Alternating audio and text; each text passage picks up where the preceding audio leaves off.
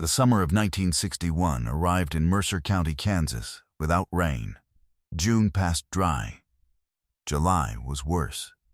By the first week of August, the topsoil had cracked into plates the size of dinner dishes, and the creek that ran along the east boundary of Eldon Greer's property had dropped to a thread of water no wider than a man's forearm.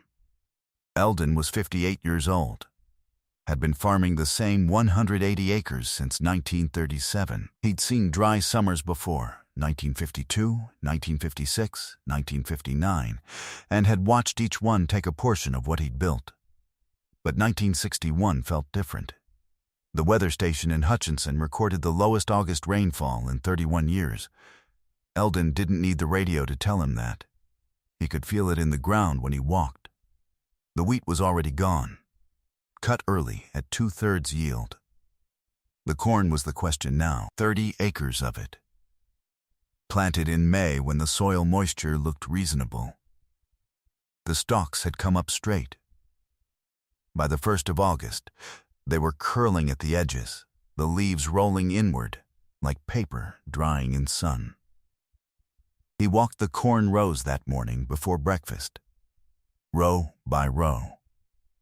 The soil between the stalks had pulled away from the roots, not cracked, collapsed, like the ground itself had exhaled and couldn't breathe back in. He knelt at one plant and pushed 2 fingers into the earth. 4 inches down, still dry. Eldon stood up, looked north across the field. The International Harvester pump at the irrigation head had been pulling from the creek since the 3rd week of July, pulling at 400 gallons a minute. The creek gave what it could. It was no longer enough. He went in for breakfast, ate without saying anything. His wife, Ruth, set coffee on the table and didn't ask. She'd been reading The Same Land for 24 years. The problem was not the corn alone. It was the geometry of the land. Mercer County sat on a graduated slope that ran northeast to southwest, dropping roughly 14 feet in elevation across a mile. Eldon's 180 acres ran with that grade. The irrigation water he pumped from the creek ran through a single main line that fed 3 lateral pipes. Those laterals had been laid in 1948 by his father using surplus steel pipe from a pipeline company in Wichita. They worked. They'd always worked. But they worked for normal years. In normal years, rainfall filled what irrigation couldn't. In 1961, rainfall had filled nothing. The pump was running 11 hours a day. The fuel cost for the diesel engine driving it came to $4.80 per hour. $53 a day. $371 a week. Eldon had run the numbers at the kitchen table the night before. At that rate, through the end of August, he'd spend just under $1,200 on diesel alone, for water that wasn't reaching the far end of his fields. That was the part that burned. The water wasn't making it. The southwest corner of the property was lowest. It was also the furthest from the creek. The lateral pipe that served it ran 2,200 feet. At 400 gallons a minute at the pump, pressure bled off along that run so that by the time water reached the end, the flow was 140 gallons a minute, less than 1/3 of what left the pump. The rest was lost to friction, to elevation loss, to 3 leaking fittings he'd been meaning to replace since spring. The corn at the far end was dying. It had been dying for 2 weeks. He drove to town on a Tuesday. Mercer County Agricultural Extension Office was on the 2nd floor of the courthouse building, above the county clerk. The extension agent, a man named Carl Beal, who had been in the position for 4 years and had a degree from Kansas State, listened to Eldon describe the situation. Beal looked at the acreage numbers, looked at the pump capacity, did some figures on a notepad. He told Eldon the lateral system needed replacement. New aluminum pipe, larger diameter on the main run, proper fittings throughout. He quoted the cost at approximately $3,400 in materials. Said it was the only real solution for a field at that elevation grade. Said he could put Eldon in touch with a supplier in Great Bend. Eldon drove home, sat at the kitchen table with the notepad where he'd written the number. $1,400. He turned it over twice, set it down. The corn in the southwest corner had maybe 10 days left at current water delivery. He did not have $1,400. He'd bought a replacement impeller for the pump in June, paid for a load of seed corn in March. The first wheat check had covered operating costs, but not by much. The savings account at First National had $840 in it. He went to the barn, walked past the 2-row John Deere corn planter and the Massey Ferguson combine he'd bought used in 1958. Walked to the back where the old equipment sat, his father's hand tools. A stone boat made from planks and angle iron that hadn't moved in a decade. A hand-operated slip scraper, rusted but complete. He stood there for a while. The next morning, he drove the property boundary on the south and west edges. Drove slow. Stopped 4 times to get out and look at the ground. He was looking at the slope. Not at the crops, not at the failing corn. At the land itself.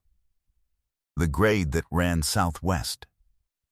The way the surface read when you studied it without the distraction of what was planted on it. The land dropped toward the southwest corner in a long, even glide. 14 feet over a mile. Not steep, but consistent, like a table tilted slightly on one end. He thought about something his father had told him once. His father had farmed in the Flint Hills before the family moved to Mercer County. There was a man there, an old Czech farmer named Vank, who had cut channels through his fields in the 1920s. Stone-lined channels, following the contour, not irrigation channels, gravity channels. Water moved through them without a pump. His father had seen them as a young man and described them as something out of a different age. Eldon had been 12 when his father told him that. He hadn't thought about it in over 40 years. He drove back to the house. Got the old Usk's survey map of the property from the drawer under the workbench. Spread it on the kitchen table. It showed elevation contours at 2-foot intervals. He traced the grade with his finger. The creek ran along the east boundary at an elevation of roughly 1,482 feet. The southwest corner of his property sat at 1,468. 14 feet lower, the creek was higher than his field. The whole time, the creek had been higher than his field. He got a legal pad and a pencil. Sat at the table for 3 hours. The concept was straightforward, the way most things that work are straightforward. If the creek ran higher than the field, and the field sloped toward the southwest, then water released from the creek at the right point would travel downhill by gravity alone. No pump, no pipe, no diesel. It would need a channel to travel in, a channel lined so the water didn't absorb into the soil before it reached the field. A channel that followed the contour of the land, dropping slowly, spreading water laterally as it went. The creek bank on the east side of the property had a natural break point 600 feet north of where the main irrigation pipe connected. At that point, the bank was 3 feet lower than the average grade. Eldon had always thought of it as a nuisance. Water occasionally overtopped there in heavy rain and ran across the field edge. He'd been meaning to build it up. He hadn't built it up. That low point in the bank was the entry. From there, a channel running southwest would cover most of the field on gravity alone. The question was whether he could cut a channel that held water and didn't erode. He knew where the stone was. The back pasture fence ran along a glacial deposit ridge that had been there since the county was settled. His grandfather had pulled stones from it to build the original farmhouse foundation. The stones ran from roughly grapefruit-sized to man-sized, flat-bottomed limestone. They were just sitting there. The problem was the scale. He needed a channel 1,800 feet long, roughly 3 feet wide, lined with stone to hold water and resist erosion. He had a slip scraper, a stone boat, 2 mules he'd kept for fence work, and himself. He was 58 years old. He had 10 days. He told Ruth that evening. She asked how long it would take. He told her what he thought. She poured him more coffee and didn't say it was impossible, which was the right thing to say. He started digging the next morning at 5:30. The slip scraper was the key tool. An 8-inch bottom scraper pulled by the mules. It cut a V-shaped groove in the hard August soil, 14 inches deep, 36 inches wide at the surface. He ran the first pass at 6:30 in the morning, following a string line he'd set from the low bank point southwest. The mules moved slow in the heat. He made 6 passes the first day. 90 feet of groove. The stone hauling started on day 2. The stone boat, a flat sled of 2-inch oak planks on angle iron runners, held 400 pounds of limestone comfortably. He drove the mules to the glacial ridge, loaded it by hand, pulled it back, set stones in the cut groove. Each stone laid flat side down, fitted by hand, tight enough to hold water without mortar. The work was 14 hours a day. He stopped only to water the mules and eat. His neighbor to the north, a wheat farmer named Darnell Phipps, who had farmed his 220 acres for 12 years, drove by on the county road on day 3. Stopped his pickup. Watched Eldon working with the mules and the scraper. Asked what he was building. Eldon explained it. Gravity feed from the creek. Stone-lined channel. No pump. Phipps looked at the groove Eldon had cut, looked at the direction it ran. Looked at Eldon for a moment.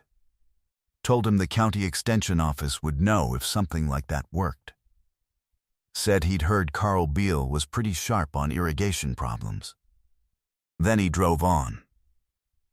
2 days later, a man named Roy Steck, who farmed the adjacent quarter section to the south, stopped by the fence line. Said he'd heard about what Eldon was doing. Said the idea of cutting open channels across a field would cause erosion problems, not solve them. Said the stone wouldn't hold. Said the soil in that corner of Mercer County had too much clay content, that water in an open channel would undercut the stone and collapse the walls within a season. Steck was not an unkind man. He meant it as honest advice.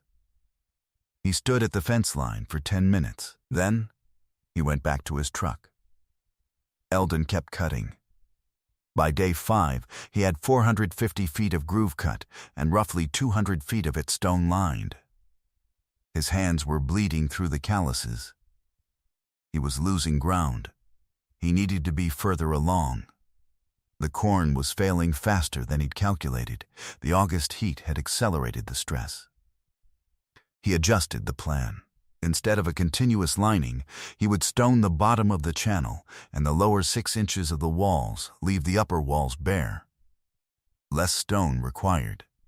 Faster to lay. Enough to prevent the worst of the undercutting Steck had described. He was up at 4:30 on day 6. He pulled stone until 9 p.m. On day 8, Carl Beal from the extension office drove out. He'd heard about the channel from Phipps. He walked the line with Eldon for 40 minutes. Measured the grade with a hand level at 3 points. Said the grade was workable, roughly 8 inches of drop per 100 feet, which would move water without scouring. Said the stonework looked solid on the sections he examined. Then he said he wasn't sure about the intake point. The low bank section that Eldon planned to use as the entry, Beal said it was too irregular. Water entering there would spread too wide and lose velocity before it entered the channel. He recommended a cutboard gate, set in the bank, that could be opened and closed to control flow. Eldon hadn't planned for a gate. He had no lumber. He had no hardware. He drove to the lumber yard in Menlo the next morning. Bought 2 pieces of 2x12 pine, a length of 1x6, and a set of 3-inch strap hinges. Paid $6.40. Built the gate that afternoon in an hour, fitted it into the bank cut, sealed the sides with river clay. Day 10, 6 a.m. He opened the gate. The water came through at a walk. Not rushing, walking, it entered the channel at the low bank point and started south. He watched it reach the first stone section and continue.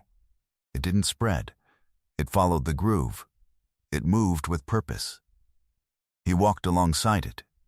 The water traveled the first 200 feet in about 4 minutes. It turned at the slight contour bend he'd cut into the grade and continued southwest. At 400 feet, it passed through the first bare wall section. The walls held. The bottom channeled it through. At 800 feet, the channel entered the worst of the corn ground. The stalks there had been rolling their leaves for 3 weeks. The soil around the roots was powdery. The water reached them and kept moving, spreading slightly into the root zone, soaking in within 20 feet of the channel wall. It kept going. He followed it all the way to the end. 1,800 feet. The water reached the southwest corner at 6:41 a.m. 41 minutes after he opened the gate. He stood in the corner of the field and watched it pool slowly in the low point he'd cut as a collection basin, then soak in. He didn't say anything, just stood there. The gate stayed open for 6 hours. He closed it at noon, walked the channel length again. No wall collapses. No undercutting in the stone sections. 2 bare wall sections had minor slumping at the top. He packed them with a shovel in 10 minutes. He ran the channel every morning for the next 11 days. The corn responded on day 4. Leaves began to unroll. By day 7, the stalks in the near portion of the field had recovered to the point that they were indistinguishable from the irrigated sections. The southwest corner took longer. Too much stress had already accumulated, but the yield loss there would be partial, not total. He shut the pump down on August 19th. Had run it 23 days in August. The channel covered what the pump couldn't cover. The diesel savings for the remaining 3 weeks of August alone came to $441. Phipps came by in late August, walked the channel with Eldon, stood at the end point for a while, didn't say much. Came back 2 weeks later with his son-in-law and walked it again. The corn harvest came in October. The southwest field, the corner that had been dying in the first week of August, yielded 58 bushels per acre. The county average for 1961 in that drought year was 41 bushels. Eldon's overall field average was 63 bushels. He had spent 10 days cutting and lining the channel. Materials cost. The gate lumber and hardware, $6.40. The stone came from his own land. The labor was his. Roy Steck drove by during the harvest, watched the combine working the southwest corner. Eldon was running the elevator. They talked for a few minutes across the fence line. Steck didn't mention what he'd said about erosion and clay content. Eldon didn't bring it up. 2 seasons later, Steck cut a channel of his own, shorter, 900 feet. He came to Eldon in the spring of 1963 and asked about gate construction. Eldon showed him what he'd built. Steck built something similar using cottonwood planks instead of pine. The channel in Eldon's field ran every dry August for the next 21 years. He extended it twice, once in 1966 to reach a secondary dry zone that opened up after he planted a new corn block. Once in 1971 when he added a lateral branch 400 feet long to cover the northwest corner. The total channel system by 1972 ran 2,600 feet, all stone-lined, all gravity-fed. The pump still ran during dry spells, but only for the north fields. The south 90 acres ran on gravity and limestone. Carl Beal wrote up the channel in a 2-page note for the Mercer County Extension newsletter in 1964. He described the grade calculations and the stone lining technique. The note didn't use Eldon's name, described it as a method employed by a local producer. 3 farmers from the adjacent county contacted the extension office after reading it, asking about specifics. Eldon never gave lectures, never went to any farmer meeting to describe what he'd built. He answered questions when they came to the fence line. That was the limit of it. He retired from active farming in 1983. His son Gary took over the 180 acres. Gary used the channel through the 1988 drought, the worst in Mercer County since the Dust Bowl, and kept the corn going in the South Fields when a dozen other operations in the county were cutting losses. Eldon died in 1991, 87 years old. The channel is still there. Gary's son David farms the land now. He repaired the gate mechanism in 2004. The original strap hinges had rusted through, but the stone lining from 1961 is intact for most of its length. 63 years in the ground. Some of the limestone has shifted, settled deeper, locked tighter. The channel runs every dry summer, still feeds the southwest corner on nothing but gravity and grade. The pump cost $4.80 an hour to run in 1961. The channel cost $640 to build. It has not cost anything since. David Greer drove past the stone lining on an August morning in 2019. He did the same thing Eldon used to do, walked the length of it, watching the water move. Reached the end point. Stood there while the southwest corner soaked in. He left the gate open until noon. Closed it, went back to the house. Same as his grandfather, still working.